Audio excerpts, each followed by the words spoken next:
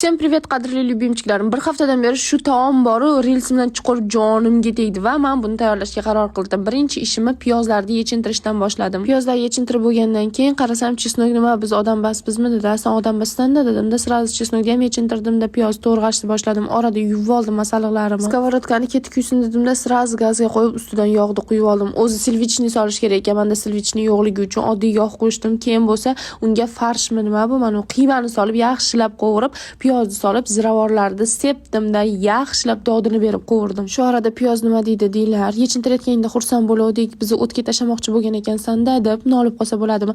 Ha mayli, ko'p gapirmadim-da, pomidorni ham to'rg'ab pomidorni ham sovordim ichiga. Pomidorni o'tgan yilgi ajdodidan tayyorlangan tomatni bir qoshiq soldim-da, uni ham yaxshilab aralashtirdim. Men shu ovqatga yangilik qilgim keldi-da, ichiga silvichni siram qo'shardim. Erimaydi deb qo'rqdim bor, lekin yo'q, yaxshi erib ketar ekan. Hammasini qovurib bo'lgandan keyin ustiga bir stakan suv quydim. Bu orada shu suvni o'rniga siz do'koningizda sotiladigan suvni reklamasi ketishi mumkin edi. Azizlarim, hushyorroq qaynanglar. Keyin chili qo'shardim. Achchiqni yaxshi ko'rganim uchun biliq-biliq qilib qaynab chiqdi-yu. Vau, gap yo'q dedim-da, bitta yeb ko'rsam o'zim jinni bo'lib qoldim bor-ku, vashshe.